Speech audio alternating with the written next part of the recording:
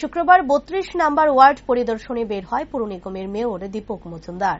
পরিদর্শনকালে সাংবাদিকদের মুখোমুখি হয়ে জানান, বিভিন্ন ওয়ার্ড থেকে বিভিন্ন সময় অভিযোগ আসে, সেই মোতাবেক শুক্রবার ৩২ নম্বর ওয়ার্ড পরিদর্শনে করেন তিনি। ওয়ার্ডের বিভিন্ন জায়গা পরিদর্শন করে দেখবেন যে জায়গাগুলোতে বিশেষ সমস্যা রয়েছে, সমস্যার সমাধানের ব্যবস্থা করা হবে।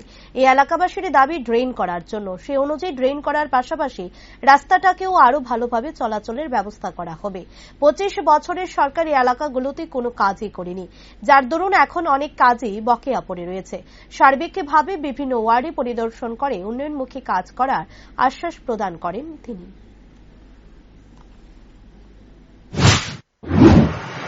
আজকে 25 নম্বর ওয়ার্ডে আমরা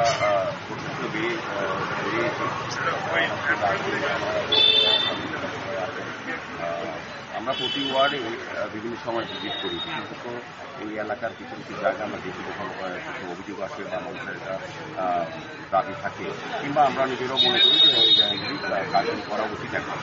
এই হিসাবে আমরা 25 নম্বর ওয়ার্ডে আজকে বেরিয়েছি এবং নবনির্বাচন করে আইডিনের থেকে আমরা যাবো রবীন্দ্র পল্লীতে যাবো। তো যেখানে যেখানে এই ওয়ার্ডে কিছু সমস্যাগুলো সেগুলি পরিচ্ছন্ন করবো, পরবর্তী সময় ব্যবস্থা গ্রহণ করা হবে। তো আমি দেখেছি এখানে ড্রেনটা কিছুটা ক্লিয়ার করার প্রয়োজনীয়তা আছে বা এই এলাকার লোক দাবি করেছেন। তো আমরা চেষ্টা করিয়ে দেবো এবং এই রাস্তাটা কিছুটা শর্টকাট করবো যাতে চলাচলে, যখন দীর্ঘ 25 বছর এই এলাকাতে কিছু কিছু কাজ হয়েছে, পৌর নিগমের যারা দায়িত্ব ছিলেন কমিউনিস্ট পার্টির দ্বারা কাজগুলি করেনি। সেই কারণে আমাদের এই কাজগুলি নতুন কাজ করার ক্ষেত্রে আগে পুরোনো কাজগুলি শর্টকাট করার ক্ষেত্রে বেশি নজর দিতে হচ্ছে।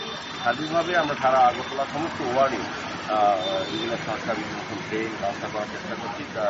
ওয়ার্ডে আজকে বেরিয়েছি, যে সমস্যাগুলি আছে সেগুলো সমাধানের চেষ্টা করবো।